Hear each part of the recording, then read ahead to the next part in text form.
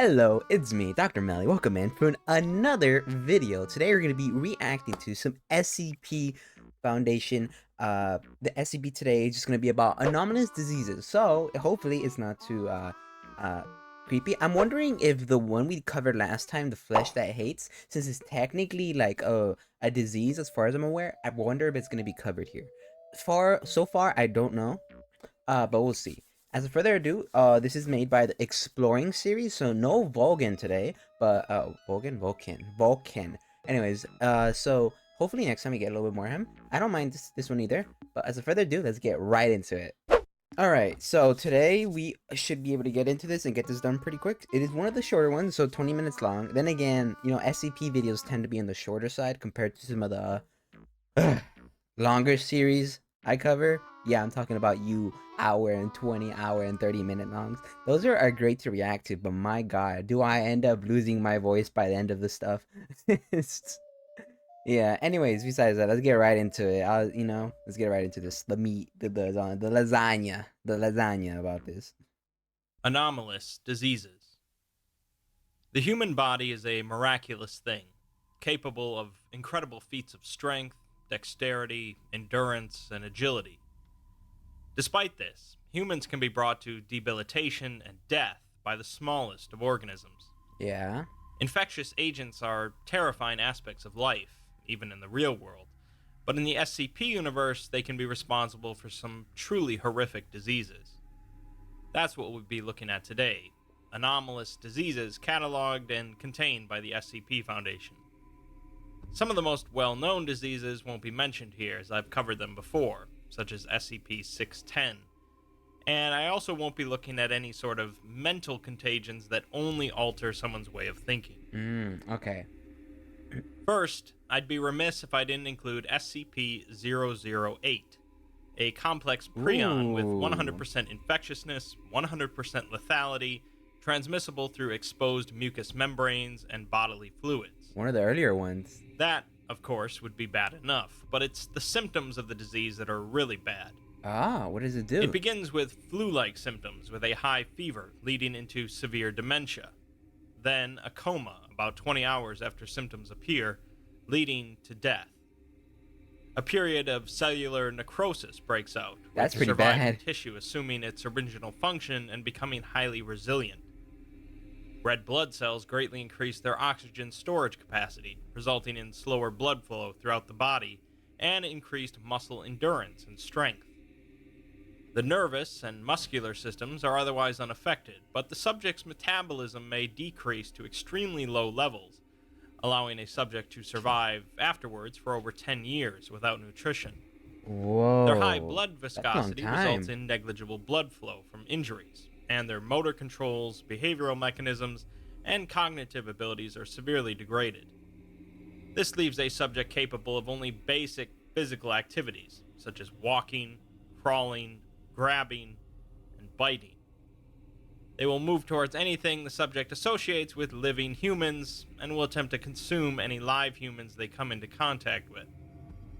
Neutralization of the subject requires significant cranial trauma.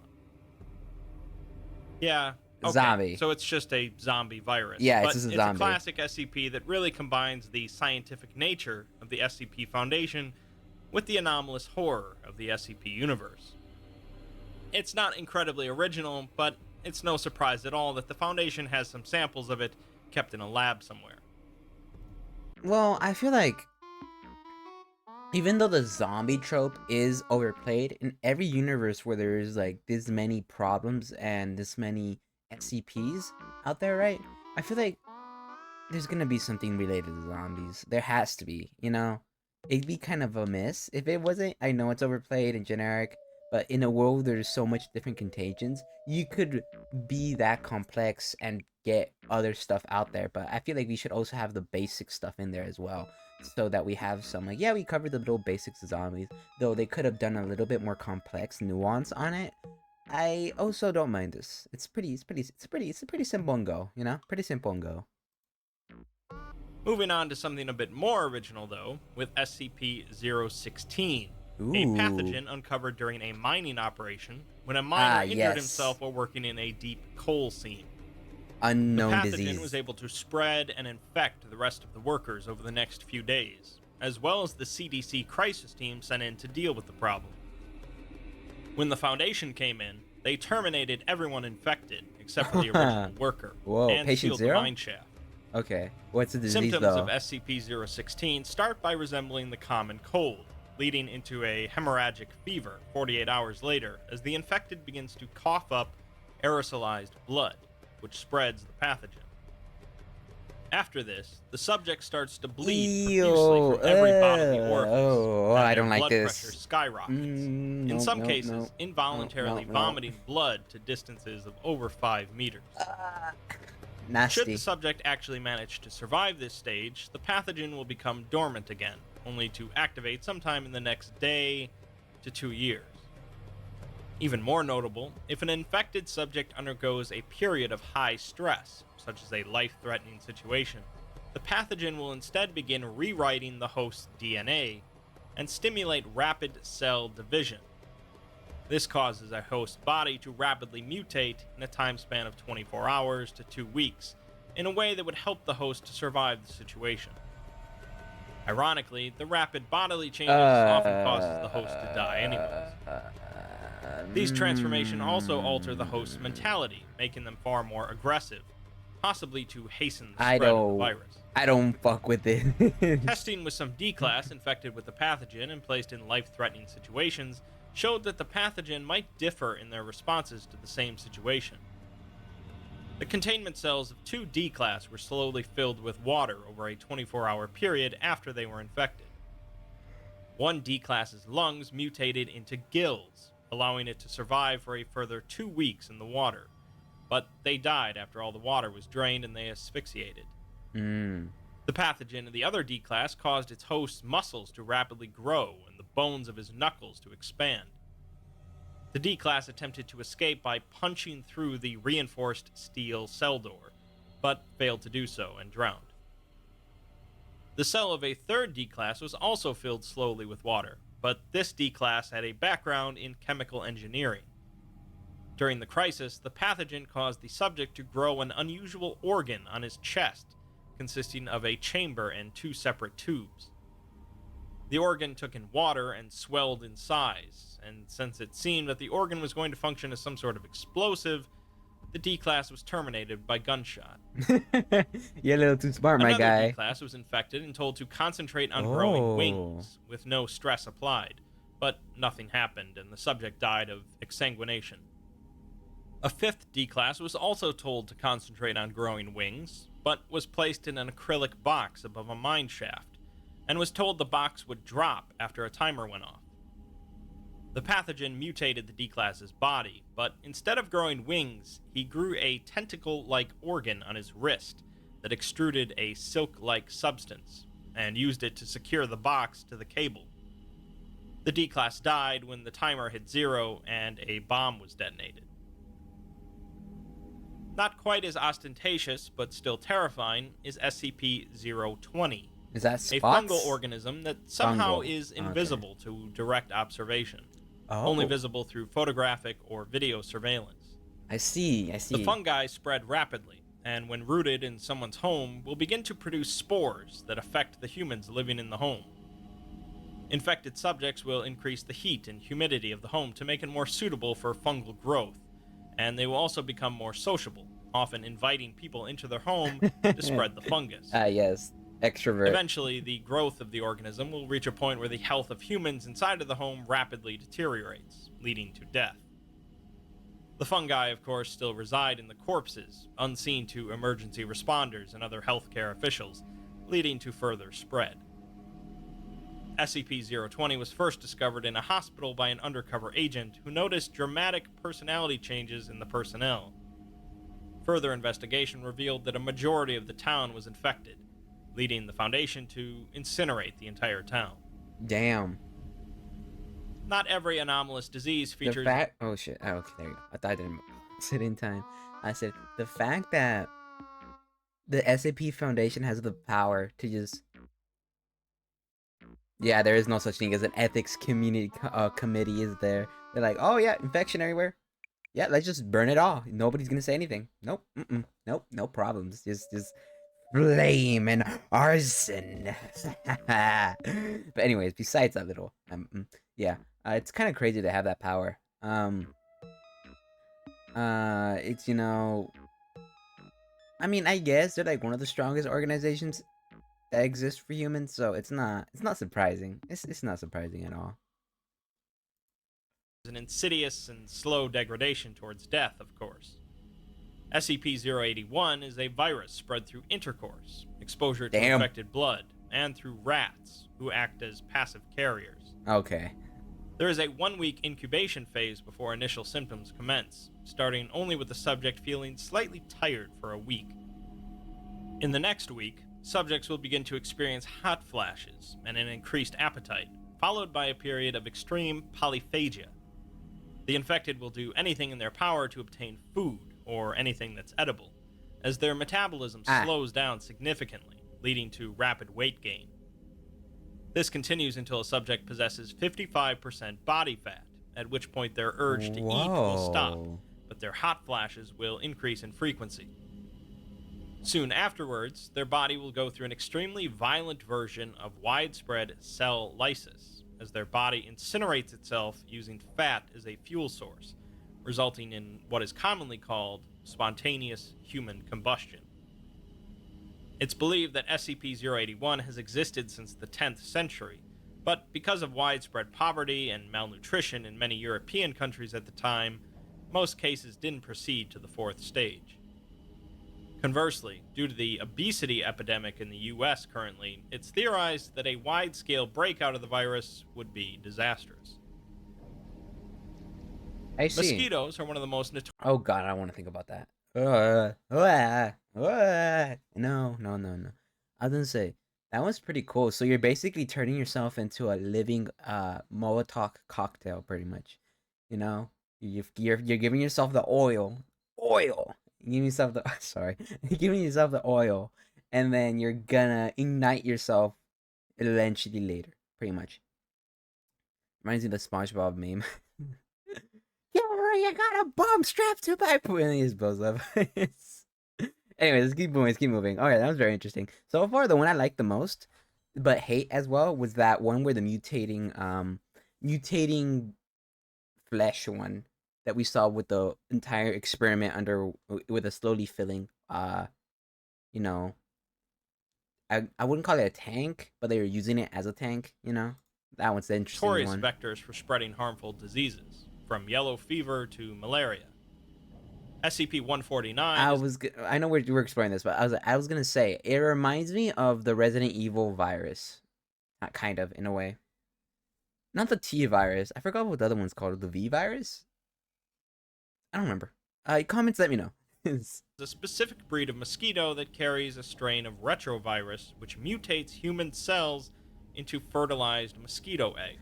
No, mutate resembles cysts, concentrated in the lining of the esophagus and the sinuses. Dissecting these cysts reveals them to be filled with mosquito larvae. And by the time a subject feels the effects of the virus, the first generation of these mosquitoes have already fully grown. The mosquitoes typically leave the host's body through the mouth and nostrils, but occasionally exit through the eye sockets. As expected, infection by SCP-149 is invariably fatal. I don't want to think about that. SCP-2559, which, although it doesn't only affect an individual's mind, it does spread through thoughts.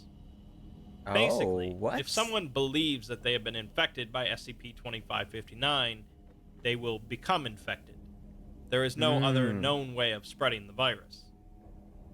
Within 5 hours of infection, 2559 can be found in the host's cerebrospinal fluid, and in their blood within 2 days.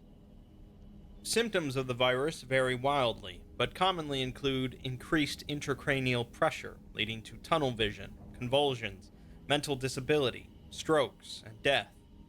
Restriction of blood supply to various organs and tissues, leading to necrosis, gangrene, and strokes. Extreme negative reactions to water, food, sun, heat, cold, or various medications. And a number of pigmentation disorders, most commonly segmental vitiligo. So far, infection has proved to cause a 100% mortality rate, with Okay. continuous medical treatment only capable of extending life expectancy up to 5 years. Oh, that's a Prior to decent amount. 1995, there had been regular outbreaks every 3 to 4 years, although it is yet to be determined what caused these outbreaks. The first confirmed outbreak occurred in Ireland in 1928, resulting in the deaths of 43 civilians. Investigation agents determined the infection to be non anomalous until a similar outbreak occurred in Iceland in 1933. Ah. It's suspected that a case of mass hysteria in Australia in 1889 might actually be the first outbreak. During the outbreak in Iceland in 1933, 3 junior researchers were infected, leading to 12 more researchers becoming infected upon their return to a Foundation site. Within a few months, 20% of the site staff had been found to be infected.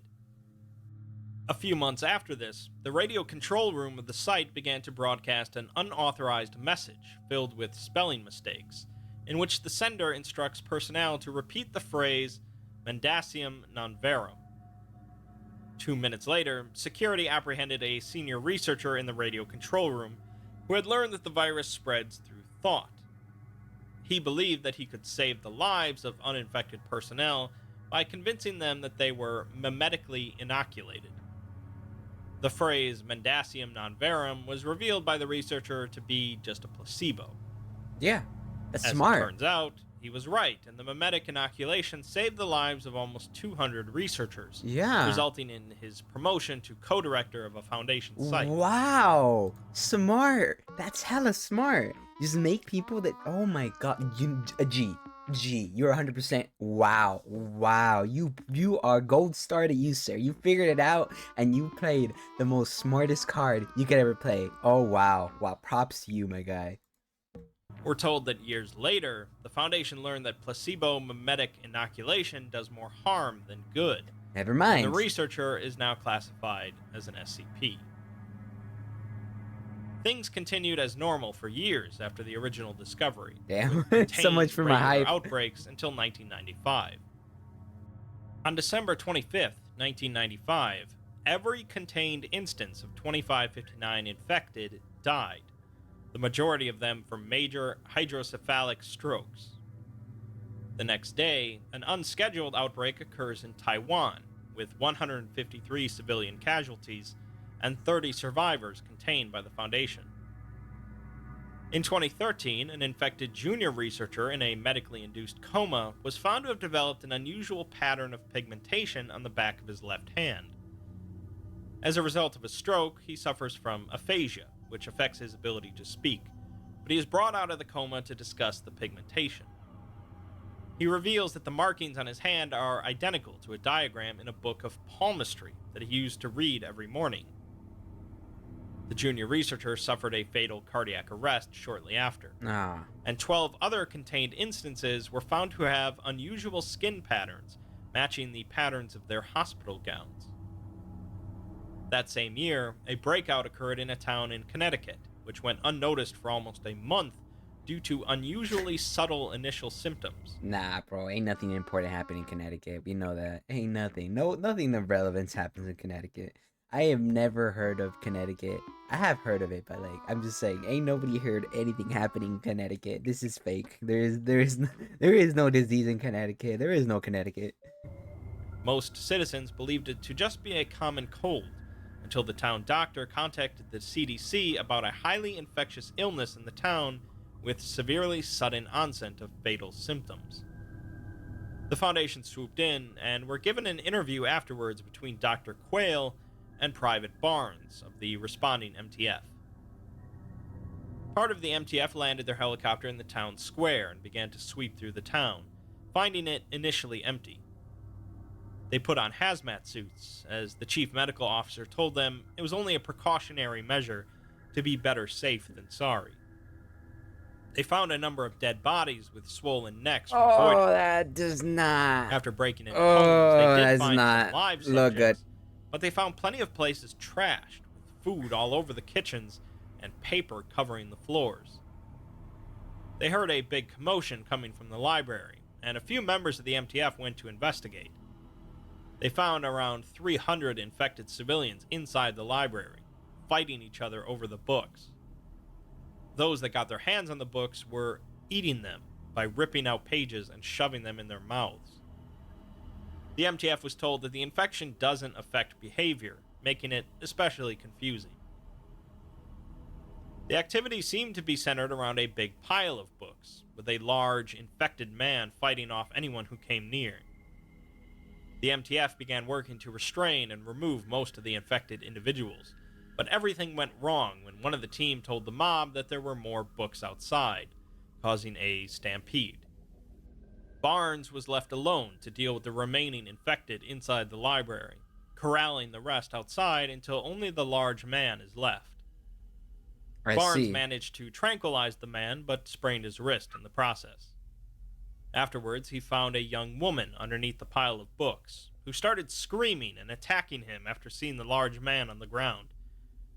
Barnes didn't fight back after noticing that the girl was pregnant, despite him having a record of previously subduing pregnant women. He says that he couldn't help but wonder if it had been his wife or kid, despite not having a wife or kid. He was infected. He admits that he wasn't thinking straight, and the girl managed to get his hood off. His teammate came in and had no choice but to treat him as an infected, as it only takes the slightest belief that you are infected to make you infected. Barnes gets taken along with the rest of the infected through quarantine, where he notices a peculiar birthmark on the girl's chest. He then noticed a man with the exact same mark on his chest, revealed to be the logo of the SCP Foundation. All of the infected people from the town had the same mark on their chests. Barnes compares the infection to being told that an animal can smell your fear, which only makes you more afraid. The virus slips in through those tiny background worries in a corner of your mind. He talks about one of the pregnant women that he had subdued on another mission, and says that he doesn't really remember her at all outside of brief flashes. The rest of the squad said that he had changed after that mission, seeming lonelier, and he was transferred to another MTF. He doesn't remember the woman because the Foundation wiped his memory of her after her death. Right. It's revealed that the woman was Corporal Tanya Barnes. The virus, then, is obviously not typical, even considering that it spreads through thoughts, but it is, in fact, sentient. It is some sort of entity that became associated with things starting with the letters VI, such as virus, tunnel vision, and vitiligo. Ah, It can interesting. adapt to thoughts and ideas carried by hosts, shown in the skin patterns resembling hospital gowns. When it first cropped up, it wasn't harmful, as it only resulted in a breakout of mass hysteria in Australia, but then it began killing off its hosts. The Foundation has taken to keeping infected alive and contained as long as possible to prevent it from spreading. And obviously, the entity has taken an interest in the Foundation by manifesting its logo on people's bodies. It's unclear what exactly the entity's goals are, but it doesn't seem to be solely interested in spreading as far as possible. Okay, so I cheated a little bit with the mimetic nature of the last one, Yeah. but otherwise I hope that this video gave you a proper dose of body horror. Yeah. In a universe filled with scary stuff, diseases can still be pretty unsettling, as anomalous reflections of the horrors of the real world. In our universe, we can typically avoid diseases through precaution and cleanliness, but disease is still a long ways from becoming only a fictional horror. Yeah, for sure. Okay, I wasn't sure if it was gonna play the next video off the bat. Alright, that was the SCP Foundation Anomalous Diseases by the Explanation, the Exploring series. That was definitely one of the more interesting ones so far. Slightly, I would say, I see how the last one is definitely more interesting to some people, though I personally still find the one that makes you adapt to your situation. It still kills you, but it makes you adapt in a certain way more interesting in my eyes, because I feel like it could make some very, very horrible or giant amalgamations of flesh out of nothing. And as a Resident Evil fan, I feel like, that's more like in my comfort zone of monsters and everything. Though I need to finish the games. I've actually never finished a Resident Evil game. I'm only started them. Actually, I lied. The only game I have finished was Resident Evil 3. Nothing else I finished.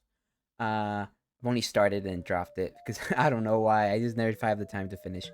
Anyways, besides the point, I would 100% say that one, the one with like the one makes you adapt, is very much my favorite one.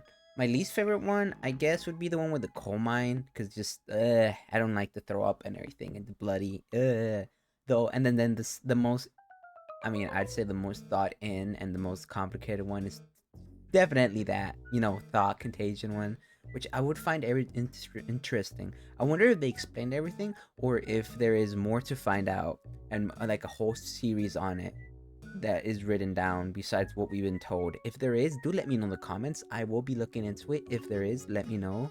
And besides that, that has been my reaction to SCP Anomalous Diseases.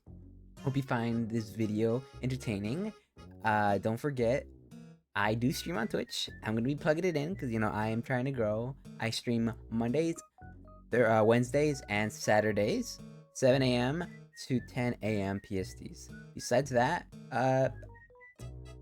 you find me other interesting at all? Follow my socials. I do have a not I do have a Twitter. I do have a TikTok, and I do have an Insta and a Discord server, which will all link below. Besides that, hope you guys all have a great day. Don't forget to like and subscribe, and I'll see you guys next time. Bye bye.